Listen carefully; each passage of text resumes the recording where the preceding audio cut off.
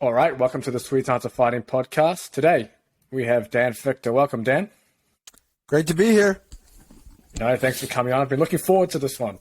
For quite a few weeks now. I think you probably have one of the more unique takes on physical preparation for sport. But do you want to maybe give a brief background about yourself and we'll dive straight into it? I'm a guy who's been around. I'm old, right? So I've had a chance to learn from a lot of great people. I've been blessed in that sense, and I'm still around great people to learn from. So I guess all in all, I'm a learner, and I'll continue to learn. I'll continue to change my philosophies as I move forward. Just love what I do. Love what I do. Yeah. And you're always pushing the boundaries of, I guess, physical preparation. And at least we'll term it strength and conditioning, even though it's more than that. But just keep it simple. But let's maybe start with your idea of neurology and how you've integrated this idea of neurology into your training, because it's so interesting seeing some of the stuff you do. I mean, we'll go into some more specific stuff like the infinity walking, the saccades, however you say it, things like that as well. And I've got some other things to ask you as well around different case study stuff, but maybe we'll just start with a general overview of this neurology for training. Yeah, what I started to realize probably within the last 10 years is that most of the stuff that we do in the weight room and we do in training is all of the voluntary movement nature, right? So we've got a really good grasp on that stuff. What we don't have a grasp on is the other side of the equation, which I call the reflexive side, which I believe your senses and how well your senses are operating in terms of how we take in information from movement, how that actually plays in terms of pain, range of motion, performance. So how we see can affect our hamstring length.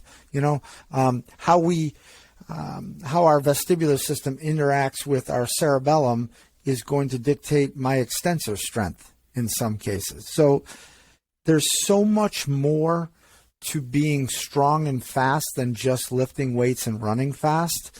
I've just had an opportunity to learn from some great people and get involved in some courses that I think answered a lot of the questions that I had early on in training. And it's been a great ride. It's a complex ride, but it's been a great ride. Yeah, so I know you mentioned about the sight thing. I must have been on one of your podcasts or something. I'm thinking now, like, of all the athletes that I've worked with through team sports and things, there weren't many, in fact, I can't even recall one, but it's like, for example, that wear glasses. The top performers don't seem to wear glasses or don't have to wear contacts. They have vision already. Is that something that you've noticed? I guess that vision, having good vision, obviously can help lead to that performance?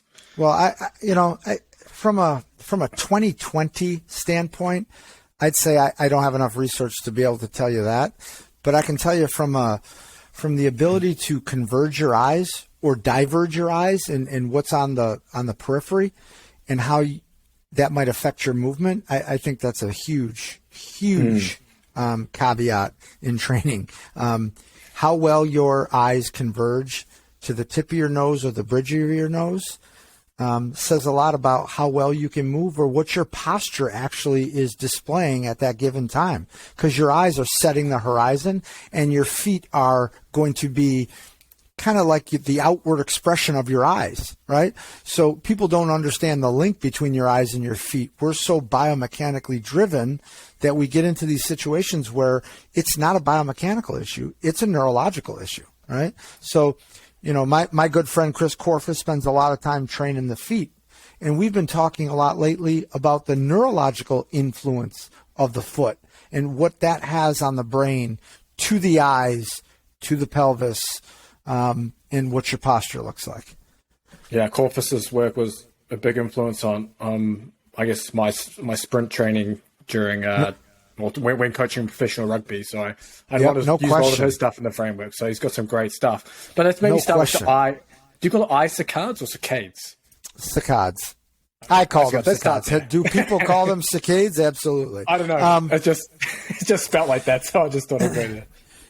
I think a lot of what you see on the internet in terms of people doing all kinds of different eye exercises, I think it starts with two basic premises.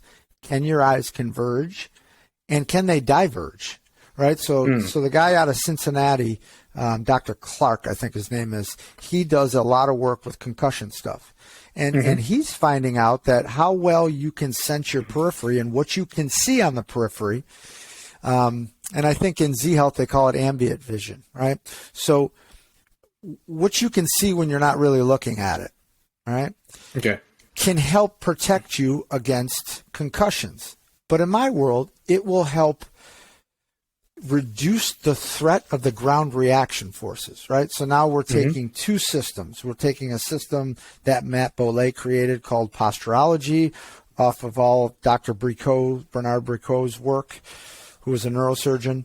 And then you're taking Sean Sherman's square one system of the brain's perceived threat of ground reaction forces.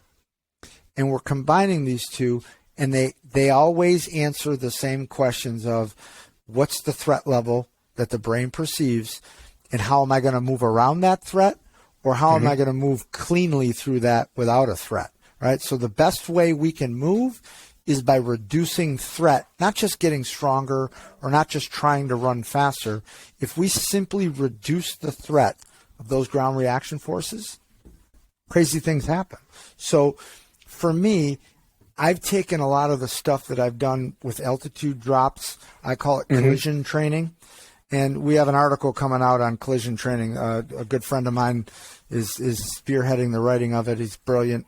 He works for a professional team. I probably can't say his name, but you know, when you talk about the body hitting the ground all the time and how the brain is going to perceive that, it answers a lot of questions and what some of your pain might be or your movement dysfunctions might be. And it's been a great ride going after those strategies. So, okay. So how would you saying you can train your ability to essentially see the periphery through these eye saccades? So how would you go about doing that? So early on in training, people knew that your periphery would close down as you get fatigued. Right. So it's just the brain's ability to say, listen, I'm tired. I have to focus on what's important right in front of me. Right. So a lot of people early on in training said, if my periphery shuts down, I know I'm trained enough. It's time to start recovering. Right. So I've seen people utilize, bunny ears in their training, and I'm holding up two fingers by my ears to see, can you see this coming in? If you can't see it, and you could see it before you started training, you might have reached a certain amount of fatigue, right? So that was one way to auto-regulate your training. How many sets am I doing? Well, when your periphery starts to shut down, you'll know it was enough, right? So people always want to know how many sets, how many this, how many that. So I know DB Hammer used to do that back in the day. What is your periphery telling you? And that's going to tell you what your nervous system is actually doing at the time. So that's one part of it. Then through the studies of posturology and Matt Bollet, and he was talking about, everybody talks about the movement of the eyes, the saccadic movement of the eyes, the ability to stop on an object, ricochet off that object and get to another object and track it. But the root of that is convergence. In being able to converge to the tip of your nose, to the bridge of your nose, and most people can't. We're talking about cranial nerves 3 and 4, which in the brainstem house huge benefits to flexion in your body, right? So global flexion can be increased by just your eyes converging, right? But then there's the whole thing is, if you do not have binocular vision, you probably shouldn't be doing convergence exercises until you see someone who can check your eyes out and see if you are binocular, to see if you are seeing what you need to be seeing with both eyes. So there's a lot to it, but I would say the fundamental basis is how well you converge. Because if you can converge, you have more of an opportunity to diverge. Okay. Is the example of that, the exercise that you showed in one of your seminars, was it the thumbs like this, looking up and down, and then side to side with the fingers? So that is a simple eye saccadic movement, right? So that's we call these a horizontal saccade or a vertical saccade or a diagonal saccade. All great stuff, but I'm talking even back it up even further of just being able to do what they call a pencil push-up, right? is just being able to track your finger to the tip of your nose and make your eyes converge. And you'll see an eye, a weak eye, dart out. Then we're going to start focusing on that eye's ability to converge, right? And what people don't understand is that matches the pattern of your feet. So you could quickly tell if somebody has a problem biomechanically from the foot up, or they have a brainstem issue from the brainstem down, which is causing the foot issue, right? Oh, so okay. Yeah, it gets thick pretty quick. Yeah, I can see that already. We're on the very basic level one. I'm still trying to think now how you would progress this through. So you're starting with the convergence with the eye, and then if that's okay, you might look to do some of this, I guess, ricocheting of the eyes side to side with your fingers up and down. And when would you do this, and what are the outcomes you're trying to get out of doing something like that? Okay, so it depends. If you're trying to change the way somebody moves, are you trying to get somebody out of pain? Are you trying to just see what their nervous system likes? So I'll give you an example. Before we practice or before we play, and I want to stimulate the nervous system, I'm going to give it something that it's really good at, that it likes. And you can simply tell that by doing a simple toe touch. You could do a toe touch. You could stand up, touch your toes. You can do some type of eye movement, some type of saccadic eye movement, and do a retest. If you're better, your nervous system is absolutely not viewing that as a threat. Matter of fact, it probably helped you a little bit, right? So I do this. This is what I tell people.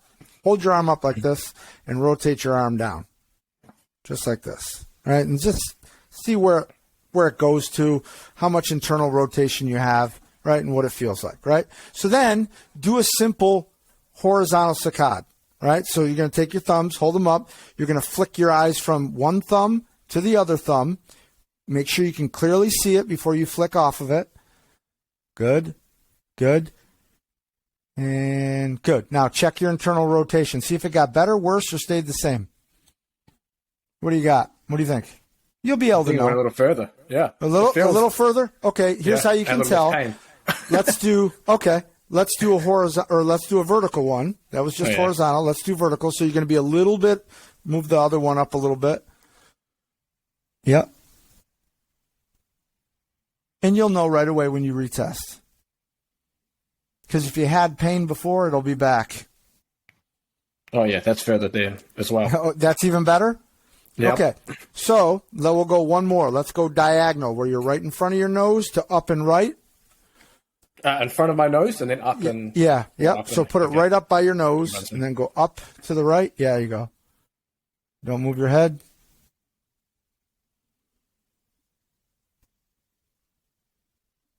Awesome. Do an internal rotation test.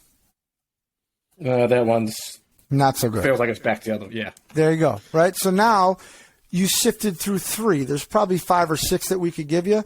One of those is going to create a really positive response. Like you thought the first one was like, oh, that's great. But the second one was even better. That's what you are doing pre-activity. I say, why wouldn't I? If that stimulated you and you felt good, let's do it. All right? So that was one way in a warm-up to potentiate something. We do it with lifting weights all the time, with a jump or, whatever we might do. I'm using the nervous system a little bit. From a pain standpoint, gets a little bit more complex of what side of your brain is responsible for what visual field, and then how your PMRF is responsible for the pain ipsilaterally on the body. So when you're talking about pain in the eyes, a little bit different in terms of how you might do an isometric hold one way or another. And then the other way is being able to exercise your eyes, because you do have extraocular muscles that, if we're exercising hamstrings and quads and calves, why wouldn't I do my eyes? Before getting back to the podcast, I want to let you know there's a link down in the description for the Swedes Arts of Fighting underground community. You can get all the help you need for your combat sports training. You get every single Swedes Arts of Fighting training program, online course, and you get access to a range of coaches within the private Discord community. So go check that out, and back to the podcast. All right. Do the eye bodybuilding program, hypertrophy of the eyes. Yes. That's good. I'm going to throw a little injury case study on you then. Obviously, Okay. there's still general stuff. So my wife, she's a professional Olympic weightlifter. Oh, okay. And during the Olympic qualification for the last Olympics, she had a knee problem. She got PRP done on the knee and then ended up getting a lower back injury we assume because of that. So fast forward, I guess maybe a year or so down the road, and she's getting back preparing for, I guess, the last part of, I think it was the Commonwealth run, or Olympic run, one of them. And it's like the back injury has almost like turned the nervous system down to the point where she's too scared to get under heavier weights. She used to be fearless getting under anything heavy. She'll just drop straight under in a clean, for example. Now she'll get to a heavier weight and she'll get to the top and then she'll just deadlift it because she just can't get it in her head to get under because it's almost like she's scared of that potential pain, even though it's kind of healed. Is there something that can be done, for example, with these, I guess this neurology stuff that can be done and I don't know, to train that? So I would take a look at, so her back pain, was it focused on one area? Was it right in the middle? Was it, was it something that was both sides? I think both sides. But it was mainly in a bottom position. Bottom position of the squat when she catches it. Okay. Yeah. To me, if she had knee pain and she got that resolved, so now the brain can't recognize that knee pain that's there, it's going to force it to go someplace else. It's almost like if you take water and I pour it out on my counter, it's going to go downhill and then it's going to find a crack and it's going to go right in the crack, right? Yeah. That's exactly what the pain messages do, is it's going to find the kink in the armor and it's going right to it, right? So all that therapy did for her was force it to her back. And then once it's in the back, it's a bigger picture for the brain to say, we're not doing this. We're not going down in that position because I'm going to make it hurt. You're going to be afraid to do that now. So we've got to get into situations where we make sure that the compensatory pattern that ended up in the knee is completely not there anymore. And that leaves a neurological map to it. You know what I mean? Yeah. It's not just relieve the pain and that's gone. It's not gone. Yeah. It's not being felt by the brain, but that certainly doesn't mean your body's not adjusting to it. Okay. So, yeah, that would probably have a lot of neurological implications, and your eyes could be the gateway to fixing that. Your vestibular system could be, because sometimes your vestibular system says, you know what? If you start to move up and down quickly, I know that it hurt my knee last time, so I'm going to dull your extensor strength a little bit from your vestibular system to make you say, we can't fly that fast anymore because it's not safe, right? That's what I was thinking too, just based on some stuff I listened to. I was like, is there something, like, I was thinking, like, there must be something that can be done to almost turn the brakes off again. Yeah. It's almost like those brakes have been put on from the injury. You can turn the brakes off, but there's always a cost to something, right? Okay. I tell this story all the time. I work with an athlete. I won't tell you the school, but they wanted him to play. He had a hamstring injury. He's got to play in this game. It's a big game. I don't care if he plays the rest of the year. He's got to play in this game. So we did a whole bunch of neurological tricks, we might call it, right? He was plenty able to play, hit GPS scores that he's never hit before in the game. Wow. So the next day, coach calls me and he goes, that was the most unbelievable thing I've ever seen. He played, blah, blah, blah. I go, is he at practice yet today? They're like, no, we haven't started. I go, he won't be able to practice today because he hit a level that he's never hit before and he wasn't prepared to hit it. Well, he hasn't trained. It's like hitting like Charlie Francis used to say, you run a world record time, you're shot for the next 10 days minimum. Yeah. Right? When you change somebody or alter somebody's nervous system that fast, you have to give them time to catch up to that. And sometimes that's the bad part about neurology is you change it that fast, your body has to be prepared for it. But in your wife's case, I think it's definitely a neurological block. Yeah. For sure. Yeah.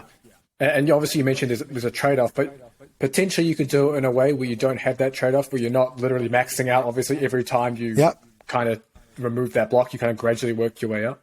And hence therapy and hence training. You structure it, you gradually increase, right? You do the same thing with your nervous system. Yeah. No, that makes sense. And I wanted to dive into as well the idea of infinity walks, because I think anyone who looks at infinity walks, infinity runs, the stuff that you guys in Cal Dietz and Corpus have kind of put out there, you look at it and you go, what the hell is this?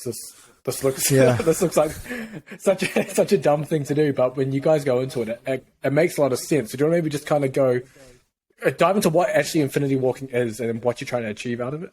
Yeah, so it's a multi-sensorial stimulation, right? So you're stimulating eyes, vestibular system, the natural gait modalities. Then you're also dual tasking.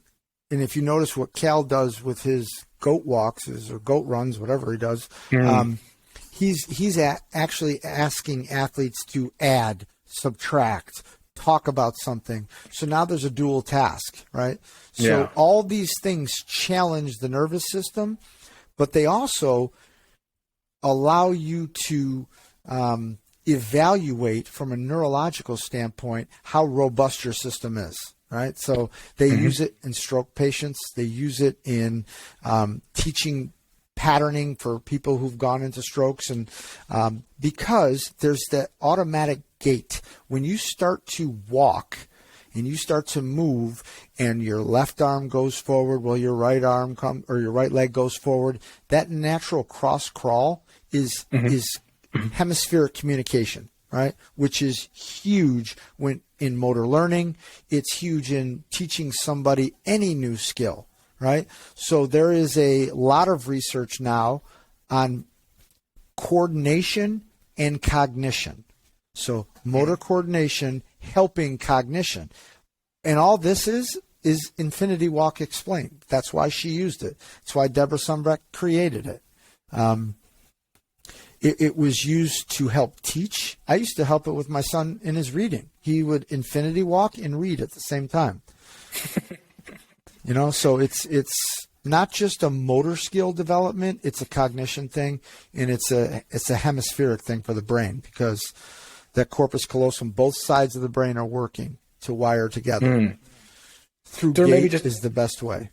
Do you want to maybe just explain to the listeners how the Infinity Walk works and looks? Yep. So. Oh, nice. If anyone's listening on Spotify, make sure you check out the video on YouTube and Spotify. So I just drew. There's a cone here, a cone here. You walk in an infinity pattern because it's challenging to the brain and it crosses over. You'll be looking right eye, right eye, head's got to turn, mobile hips. So as you weave in and out of these infinity patterns and you have a stable object that you're staring at, you now are working on neck mobility. You are working on automatic weight shift from right to left. You are working on coordination. There's so many different multisensory things going on that it's a huge stimulation for the brain. So an infinity walk or a goat walk, the way Cal, you can be as creative as you want to be. Like if you watch Cal do it and how he's evolved it, it started with you're walking and you're looking at one object. To he's taking another object and going around his back while he's walking the infinity pattern. And that was like a triangle as well. Yeah. And then he's jogging backwards. And then we're adding in some of Bosch's stuff where we're putting things on the floor that you step on. Yeah. So now there's a stiffness component in the tensile strength, right? So there's just so many different things that you can add to it. And then they're adding, or they're being chased, or you name it. You can be as creative as you want to be. And that's where Cal's taken it. Is really creative with it. But the lady who actually created it lives probably about 10 miles from me here in Rochester, New York, Deborah Sumbeck. And she worked with a lot of emotionally challenged kids, a lot of geriatrics that were recovering from emotional trauma, learning disabilities. So it's been fantastic to wean through that research, but then try to pull it over into the world of performance and see how it works. It's great. It's really great. Is this something you would use within, say, a warm-up to basically boost the nervous system kind of thing? Or what are the other applications that you would use it? So in our football teams, give you an example, we would train twice a week during the season. One of those days of the week, we are doing some type of infinity pattern in our circuit of training. So if we have an acceleration station, if we have a medicine ball station, we have an infinity station where they're doing some type of infinity pattern. We also did it before some of our individual work. Let's say you're doing individual work in rugby and you're focused on, catching, passing, running, whatever it might be in the sport of rugby. Doing something infinity before you do that would give you a better chance to have both hemispheres of your brain ready to learn that motor skill. Okay. Oh, so in the context of skill acquisition within combat sports, striking, grappling, or weightlifting, you could do that beforehand, before you learn a new skill? 100%. 100%. Okay. It's like priming your brain to learn. Okay. Yep. Is there also a pain reducing component to it as well? Absolutely. Yep. Yeah. There absolutely is. Because if your pain is being caused by your vestibular system, you're utilizing your VOR. If your pain is being caused by your eye's ability to not converge, one eye is converging as you rotate around, then the other eye is converging. So it's almost like a one-shot fits all. You're creating all the sensory stimulation that you can get. One of those things is going to help you with your pain, at least reduce it for sure. Right? Then you'd have to peel it back to find out what sensory input created the most dramatic change, and that's where you might want to focus the rest of your therapy. But the Infinity Walk is a great way to figure out. Yeah, absolutely. Would that be, coming back to the case study I mentioned with my wife, so would that be something then that you could use to prime the nervous system before doing something like heavy cleans and to almost take the brakes off in a sense? Absolutely. Or like one of those neurological tricks? It absolutely could. Yep. It absolutely could. Interesting.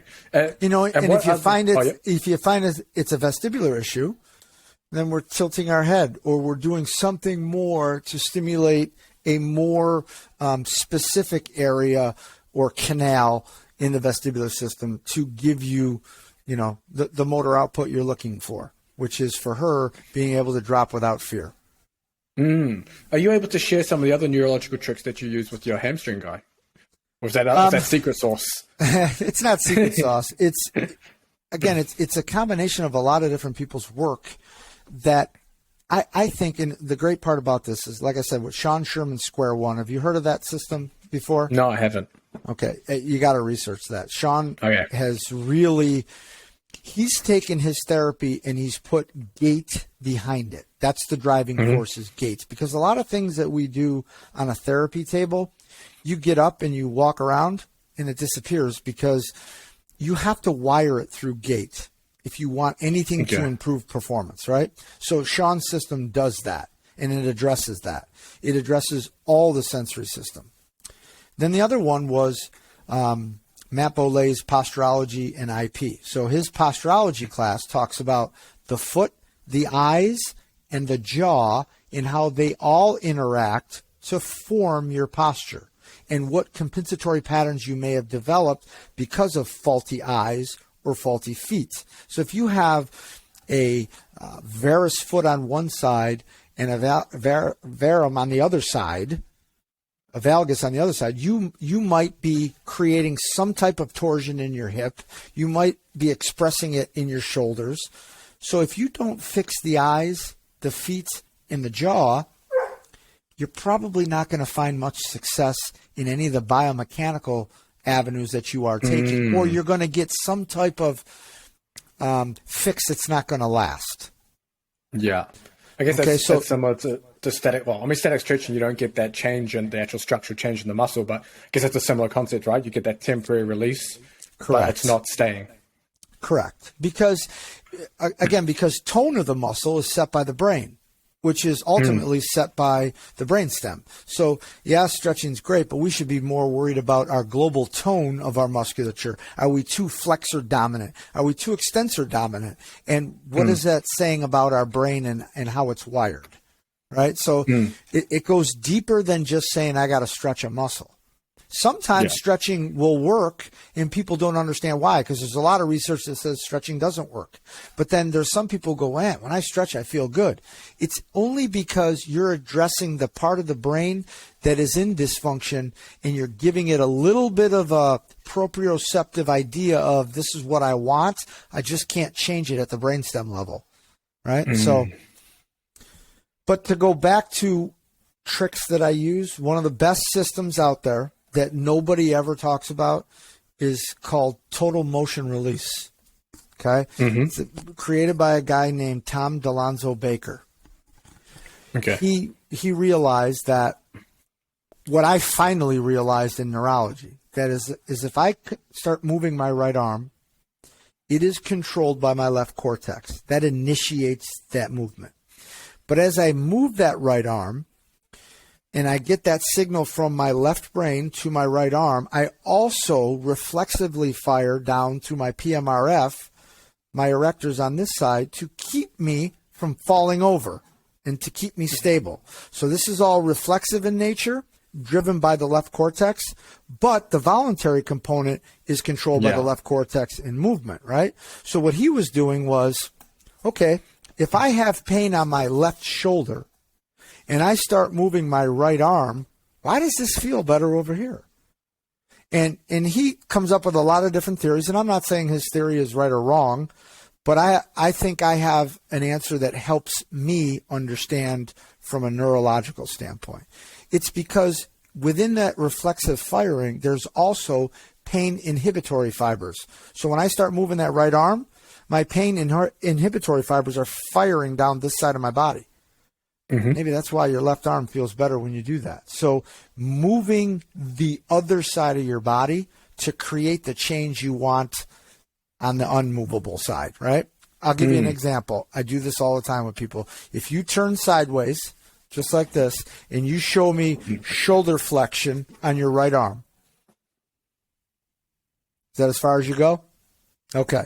Show me on your left arm now. Nope, stay the same way. Stay the same way? Yeah, I just want to see it. I want to see the difference. Okay, which one feels better, your left or right? My left. Your left feels better, okay? Yeah. So in normal therapy, they say your left feels better, so let's get on our right side and move it all around, and it's going to feel better or it's going to get more range of motion.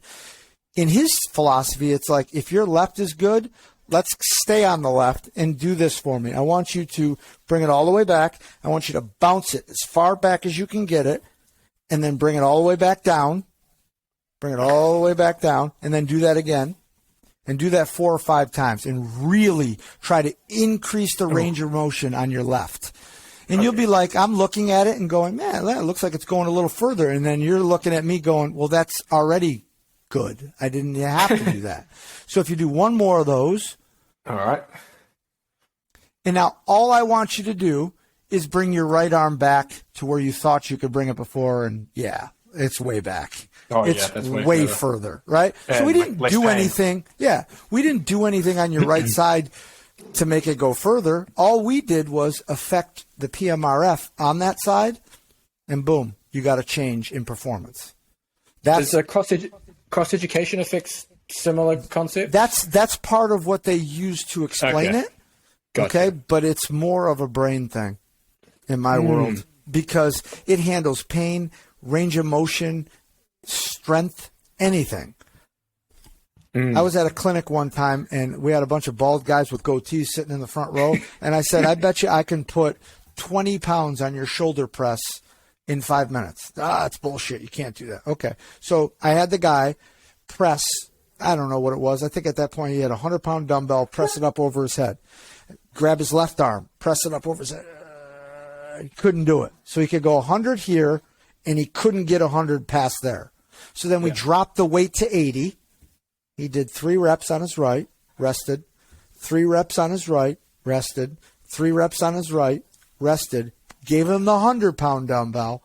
Whoop, went right up. Damn. And he's like, how does that work? That's what it is. That's it. It's that fast. When it happens that fast, that's neurology. Okay. It's funny. I like how you described like 80% of American college coaches with one goatee involved. Goatee involved, yeah. And that's okay. I wouldn't tell that to them to their faces because they're all a lot bigger than I am. No, fair enough. No, I love these ideas of these neurological tricks. And I know another one you've been playing around with. I'm going to join your membership soon, I think, as well. But one of them you have is these ISO drops or ISO plate drops. Mm-hmm. Essentially catching plates, catching barbells, all sorts of stuff. Yeah. Can we maybe dive into what you're training with that? That's our collision stuff. So we catch stuff, we stop stuff all the time. When you catch a falling load, every muscle turns on in your body proportionately. When you play sports and you hit something or you're running and your foot hits the ground, the entire body turns on. Yeah. When it turns on in proportion, like different proportions, that's how you get hurt. Right? So if you want to train correctly, stop a falling load. Everything turns on proportionally. And you have to turn it on. All the safety mechanisms shut off because you're afraid if I drop this thing, I'm going to kill myself. Right? So you have all those defense mechanisms have to come to light. Boom. To stop something. So we drop and catch everything. And then we do it from a speed standpoint. So if I'm dropping and catching a pen or a dollar bill, I have to be able to contract, relax, contract again. That's high velocity movement. So the theory behind that is I am training, if I took a 5-pound weight and I'm holding it here and I drop it 3 feet and I stop it, it no longer weighs 5 pounds. When I stop it, it weighs whatever gravity was pulling it down at, 9.8 meters per second squared, 32 feet per second, and I stop it. Then I reaccelerate it. So I'm training high velocity, right? So I'm training high load when I stop it, high velocity when I bring it back up, and then I can do that over and over for high volume. So I've just cracked the code. High velocity, high load, and high volume. Interesting. So I guess that would be a similar concept to like the oscillatory isometrics, kind of? Not so much. Oscillatory isometrics to me, and again, if you hear me and Cal talk about oscillating isometrics, we both use them. We describe them a little bit differently. Mine is get down into an isometric position, and then can you, in that position, go beyond that position and come right back to that position as quickly as possible. So there's that oscillatory effect, but you're already under load. Right? So you're already in a low squat. You're already in a split squat. You're already in a deep position, but you're just dropping and rebounding out of a stretch position.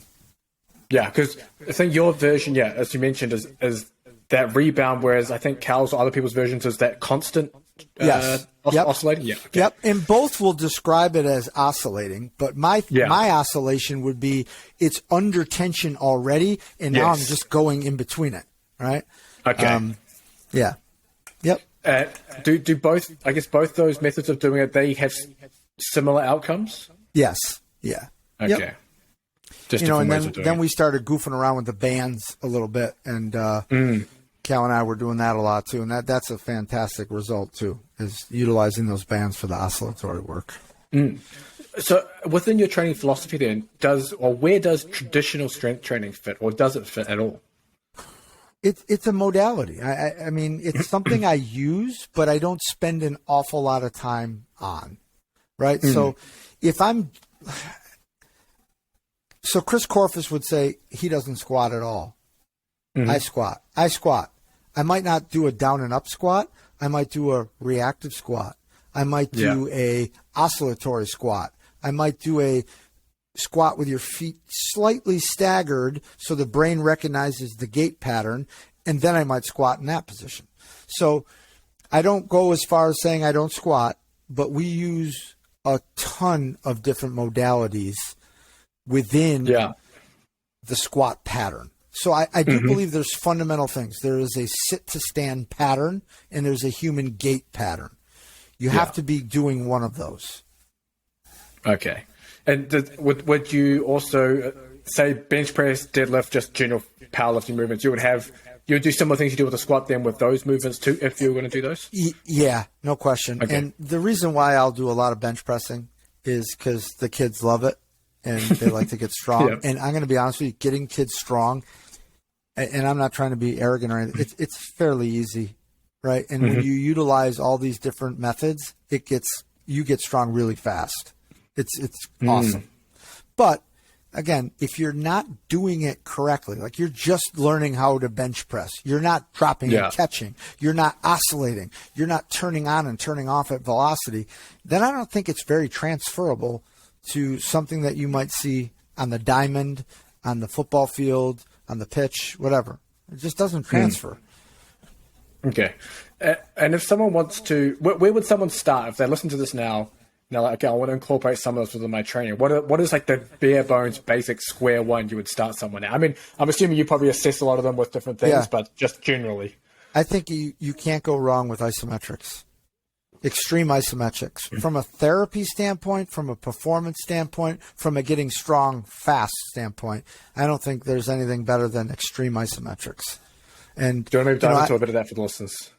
Yeah, so let's just take a lunge, for example. Getting down into the deepest position lunge you could, which the Russians would call an extreme position, and holding that position without any movement at all, except for you're pulling yourself extremely, extremely slow into the ground, but you're really not moving, right? So the intent to move is there, which is different than regular isometrics.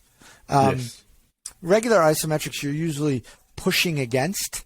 I'm not a big believer in that. We want to pull ourselves into position, whether it be the bench press, squat, lunge, whatever it might be. We want to pull ourselves into position, if that makes sense. I remember reading, I think Joel Smith, that you wrote that in his speed, it might have been in the speed strength book, but the idea of, so like, for example, that split squat, holding that long, extreme isometric split squat position, there's, obviously you can just hold it there, you can kind of just sit in that position, which might be, for general tendon health, you could do that. But yeah, I remember reading or watching or something about almost like trying to pull your feet together and pulling yourself down into that position. You want to hold that tension. Is that how you're what you're talking about there? And Jay Schroeder coined it as extreme slow, right? So everybody said it was extreme isos, but in reality, it was extreme slows going down. So there's movement so slow you can't see the movement, but your brain knows it's moving, and you have to fire fast twitch to move it that slow. I want you to think about that for a minute. You have to fire your fast twitch because there's so much intent on moving that slow that you have to fire fast twitch. That's what the part that people don't get. It's crazy. It's crazy, and it works. So I would start there, and then I'd get on our Patreon, and we go through exactly the way we train, and how we do it, and the reasoning behind it, and how we add the neurology behind it. Like I think this month I'm talking about, I got to go in there in a couple of days and talk about the vestibular system. What little things do we do that helps us manage our vestibular system while we're training, before we train, or whatever. So that's what people generally ask when we do these podcasts is, what does it look like? And I'm like, all right, come on in, find out what it looks like. This is how we do it. And it works for us. I'm not saying it's the perfect training system, but it certainly works for us. And we've had a lot of great people influence that work, which is awesome. How long would you hold that extreme slow? If I was just starting, I'd go 10 seconds on, 10 seconds off, 10 times. Because people don't understand what pulling slow is. So they think they're in an extreme position. They're really not. And then we'll get into holding it for 20 seconds, 30 seconds, 1 minute, 3 minutes, 5 minutes. You name it, we'll hold it. But I'm not holding it until someone can show me the right position they can get into, and then are they recruiting the right muscles while they're doing it, which I have to walk around and check. Are you recruiting your hamstring on the front leg, pulling it forward? Yeah. Because that's where isometric becomes movement to the brain. Because if your brain is initiating the movement and you're at the end range of motion, it'll fill in the blanks in between. Like the human eye sees no movement, the brain thinks it's going really fast. It's crazy some of the stuff you mentioned here. I'm just trying to process it all as you say it. It's a lot, and I'm sure it's a lot for the people listening too. But I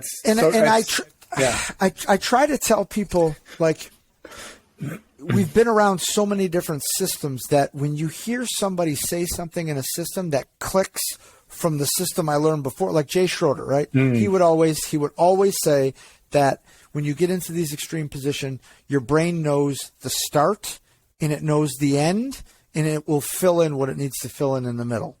Everything else in the middle is minutia, he used to say.